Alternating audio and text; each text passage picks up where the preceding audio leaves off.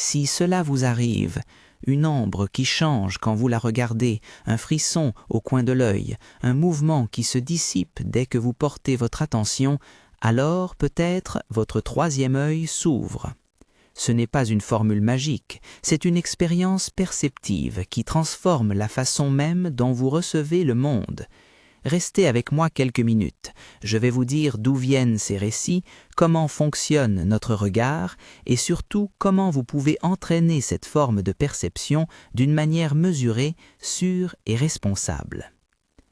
Avant d'aller plus loin, une précision importante sur les sources. Certains des récits qui parlent de visions et d'enseignements secrets viennent des découvertes de Nag Hammadi, des textes souvent appelés gnostiques, comme l'Évangile de Marie.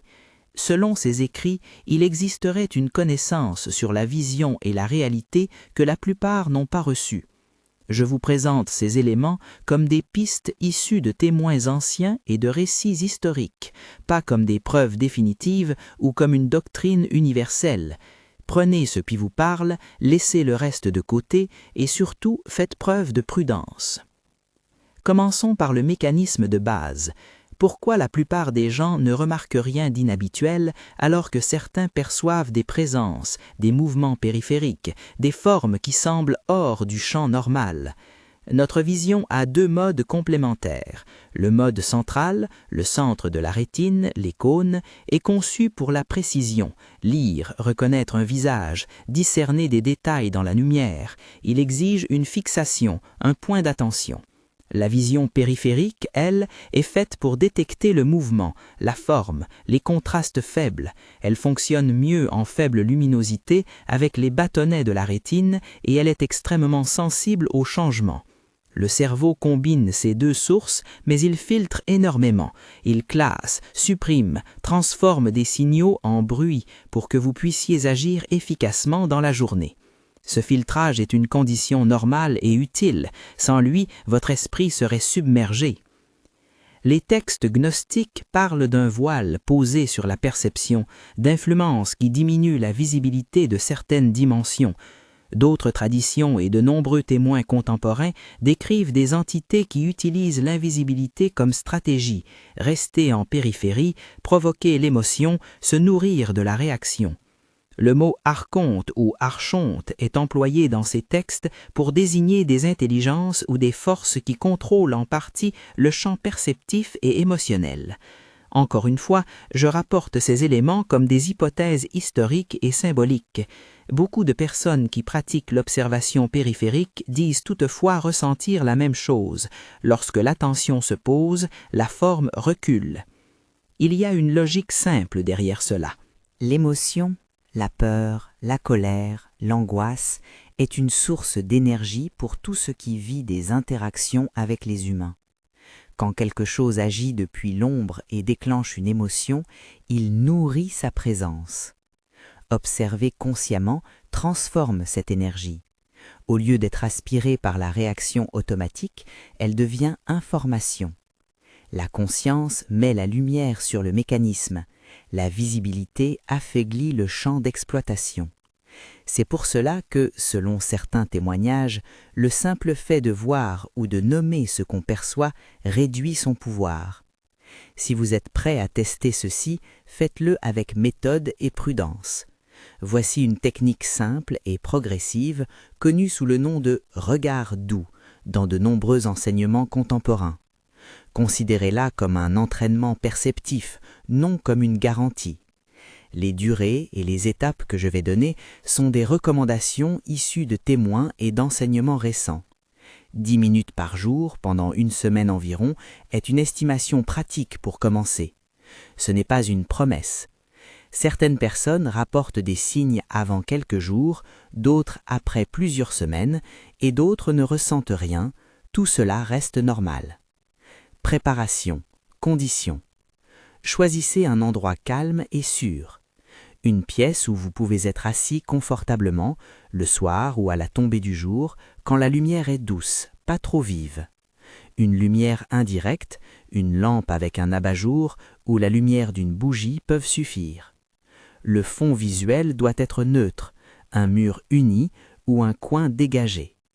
Éteignez les écrans et réduisez les stimuli sonores. Asseyez-vous avec le dos soutenu, les pieds posés, les mains dans une position détendue. Respirez 3 fois profondément pour revenir au corps. Attitude intérieure. Avant de commencer, mettez une intention claire mais non dramatique. J'ouvre mon champ de perception avec prudence. Ne cherchez pas un spectacle, cherchez une observation calme. L'attitude doit être curieuse et neutre, non anxieuse. Si vous souffrez déjà d'instabilité mentale, d'hallucinations persistantes ou si vous avez des troubles psychiatriques connus, consultez d'abord un professionnel de santé. Arrêtez immédiatement l'exercice si vous ressentez de la panique, une dissociation, une angoisse qui s'intensifie ou des pensées troublantes.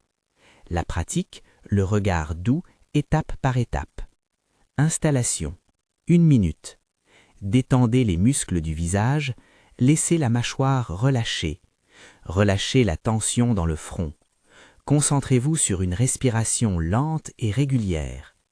Regardez vers le centre du mur devant vous, mais ne fixez pas un point précis. Votre regard est posé, mais diffus. C'est comme regarder à travers la scène, pas la scène elle-même. Si un point attire, laissez-le s'éloigner doucement. Élargir la fenêtre, 3 minutes, sans bouger la tête, commencez à prêter attention à la périphérie, au champ de vision latéral. Ne forgez pas une image, notez les mouvements, les variations de luminosité, les ombres. Imaginez que vos yeux sont une fenêtre et que vous desserrez le volet pour laisser entrer davantage de paysages. 4. Invitation à la périphérie. 3 minutes. Amenez la conscience vers ce que vous ne voyez pas clairement. Posez intérieurement une question simple. Qui est là? Ou que perçois-je? Laissez la réponse venir sous forme d'images, de sensations ou de variations de lumière. Ne créez pas. Recevez et notez. 5. Clôture et ancrage. 1 minute. Ramenez le regard vers le centre, prenez 3 respirations profondes et posez les mains sur les genoux pour vous ancrer. Notez une sensation corporelle, la température d'une main, la pression d'un pied. Ceci aide à ramener la conscience dans le corps. Après la séance, tenez un petit carnet. Écrivez tout ce que vous avez remarqué, même si c'est flou. Une tache sombre, un déplacement de lumière, une émotion soudaine, un goût métallique, une odeur passagère. Ces notes vous permettront d'observer des motifs au fil des jours. Partagez vos observations avec prudence. Un témoin de confiance ou une communauté respectueuse peut aider, mais évitez de faire des annonces publiques sur d'autres personnes. Signes possibles au début. La première manifestation est souvent fragmentaire, un battement d'ombre dans le coin de l'œil, un pli de fumée qui n'est pas de la fumée, une sensation de présence comme une pression légère sur la nuque. Parfois, c'est simplement une modification affective, un frisson inexplicable, une tristesse soudaine qui n'a pas d'origine claire. Beaucoup rapportent des formes semi-transparentes, comme des silhouettes floues ou des plis de tissu qui se déplacent lentement. Les réactions varient. Certaines formes se retirent lorsque la conscience se pose, d'autres restent immobiles, mais perdent d'intensité. Encore une fois, tout cela est à considérer comme descriptif d'expériences personnelles, pas comme des règles fixes. Ce que vous pouvez faire si vous voyez quelque chose. Si une forme apparaît et que vous la sentez intrusive, la première règle est la conscience et la dignité. Vous n'avez pas besoin d'attaquer, de crier ou de provoquer. Voici quelques actions simples et sûres. Observez avec nommage intérieur. Dites pour vous-même silencieusement « Je te vois ». Nommer transforme l'émotion en information. Posez une limite intérieure, visualisez une frontière autour de vous, claire et calme, et affirmez mentalement que vous êtes maître de votre espace. Une phrase simple peut suffire, par exemple « Ici, tu n'as pas de pouvoir sur mes émotions ». Restez dans le corps, ancrez-vous par la respiration, sentez vos pieds, bougez lentement un doigt. Ce geste ramène la conscience au terrain stable du corps. cherchez le secours relationnel. Si cela vous trouble, mettez fin à la pratique et parlez à une personne de confiance. Si l'expérience persiste et devient désagréable, arrêtez et consultez un professionnel de santé mentale. Éthique et limites sociales. Voir quelque chose ne vous autorise pas à dire à quelqu'un d'autre qu'il est possédé ou manipulé. Ne faites pas d'accusations publiques. Si vous percevez une interaction nocive près d'une autre personne, la manière responsable n'est pas l'exposition ou la confrontation agressive, c'est l'aide discrète, offrir présence, prière si cela convient, ou si nécessaire, demander des professionnels compétents. Votre rôle peut être celui d'un citoyen prudent, pas d'un juge. Respectez la dignité des autres. Pourquoi la visibilité affaiblit la présence? Il y a un principe psychophysiologique et symbolique qui revient dans de nombreux récits. L'énergie mobilisée par une forme qui se nourrit de l'émotion humaine s'effrite quand l'émotion est convertie en information. En d'autres termes, la peur automatique donne du carburant, la conscience l'éteint. Cette conversion, émotion en information, est au cœur de la pratique. En nommant et en observant, vous transformez la charge en données et les formes qui prospèrent sur la charge s'affaiblissent. Ce n'est pas un combat spectaculaire, c'est une désescalade discrète. Exemple concret sans sensationnalisme. Imaginez que vous êtes assis dans le salon, vous lisez, et au coin de l'œil, vous voyez un glissement sombre près d'une plante. Vous ne savez pas si c'est l'ombre d'un rideau ou autre chose. Plutôt que d'exploser en peur, vous vous arrêtez, vous marquez intérieurement « là, ça bouge ». Vous fixez doucement, mais sans agressivité, et la forme se dissout. Parfois, la forme se déplace vers une porte, comme si son intérêt avait été détourné. D'autres fois, vous notez que la présence est centrée sur une personne qui entre dans la pièce. Elle semble exacerber l'émotion autour d'elle. La réaction éthique n'est pas de dénoncer la personne, mais de protéger votre champ émotionnel. Prenez vos distances, ancrez-vous et proposez, si nécessaire, d'emmener cette personne vers un espace sûr ou un soutien. Public et privé. Vigilance dans la rue. En public, la pratique devient délicate. Ne fixez pas une personne de manière prolongée, car cela peut être perçu comme agressif. Utilisez votre champ périphérique pour prendre conscience d'un malaise ou d'une tension sans identifier publiquement quelqu'un. Si vous sentez une perturbation près d'une foule, vous pouvez discrètement protéger votre espace par la respiration, une prière silencieuse ou un geste intérieur de frontière. L'objectif est la clarté, pas la confrontation. Conséquences psychologiques et recommandations de sécurité. Certaines personnes vivent des expériences intenses qui les déstabilisent. Il est essentiel d'inclure une mise en garde. Si la pratique provoque des hallucinations persistantes, des pensées suicidaires, des pertes de repères ou toute altération qui interfère avec votre vie quotidienne, arrêtez immédiatement et contactez un professionnel de santé mentale. Les techniques perceptives peuvent ouvrir des portes, parfois utiles, parfois perturbantes, et il est responsable de demander de l'aide quand cela devient trop. Ne remplacez jamais un traitement médical ou psychiatrique par une technique d'entraînement perceptif. Entretien de la pratique. Progression sur plusieurs semaines. Si vous choisissez de poursuivre, gardez la routine simple et régulière. 10 minutes par jour suffisent pour commencer. À la fin de chaque séance, notez dans votre carnet heure, durée, sensation, image, intensité émotionnelle. Après une semaine, relisez vos notes pour voir les motifs. Après 3 semaines, vous devriez avoir une idée plus claire de la nature de vos expériences. Ajustez la fréquence si vous sentez de la fatigue émotionnelle. Parfois, une séance tous les 2 jours est plus adaptée. Le but est la stabilité, pas l'excitation. Quand la perception s'approfondit, certains pratiquants disent percevoir des couches plus subtiles, non seulement des formes, mais des motifs d'énergie, des zones où l'émotion se concentre chez des personnes ou des nœuds de tension dans les lieux. Ces perceptions demandent prudence et humilité. Interpréter n'est pas observer. Rester curieux, pas certifiant. Reconnaître une sensation et l'interpréter comme une histoire sont 2 choses différentes. Plus votre pratique sera ancrée, moins vous serez tenté des récits spectaculaires qui vous éloignent de l'observation. Approche spirituelle et relation à la foi. Si vous approchez cette pratique à partir d'une foi chrétienne ou d'une spiritualité personnelle, conservez l'esprit critique et la liturgie du discernement. Prière humble, consultation des textes, dialogue avec des mentors spirituels dignes de confiance. Les textes de Nag Hammadi et l'Évangile de Marie apportent des images et des repères historiques. Ils parlent d'une connaissance intérieure, d'une vision qui transforme. Mais le lien entre ces textes et la confession chrétienne traditionnelle est complexe. Beaucoup les lisent comme des compléments symboliques plutôt que comme des prescriptions littérales. Faites preuve de discernement communautaire et théologique selon vos convictions. Quelques erreurs fréquentes à éviter.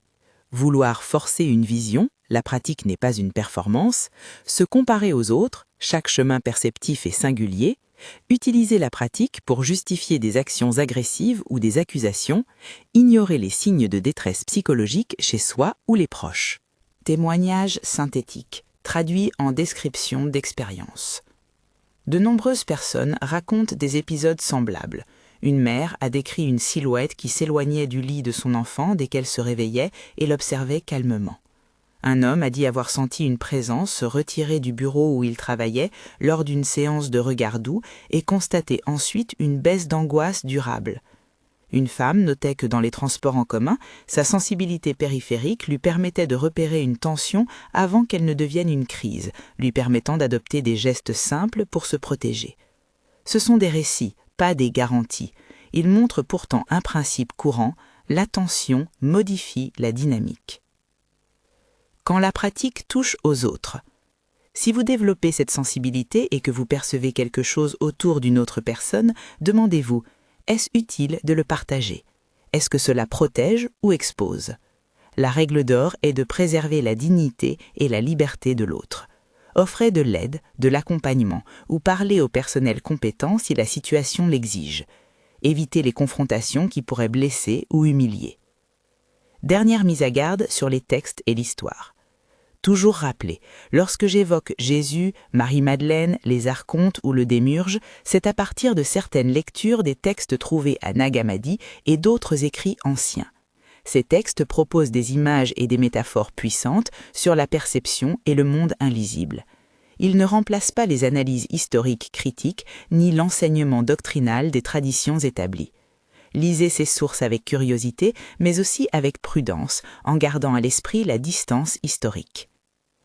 Climax, ce qui change quand votre troisième œil s'ouvre.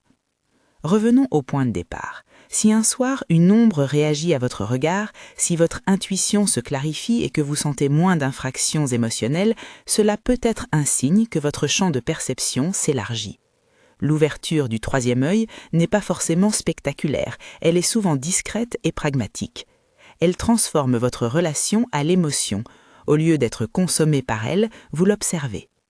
Cette capacité n'est pas un pouvoir pour dominer, mais un instrument pour revenir à la liberté intérieure. Voir, dans ce sens, libère. Conclusion pratique et appel mesuré. Si cette proposition vous intrigue, essayez la méthode pendant une semaine, 10 minutes par jour, et notez vos observations. Faites-le avec prudence, sans quête de sensation, et arrêtez si vous vous sentez mal.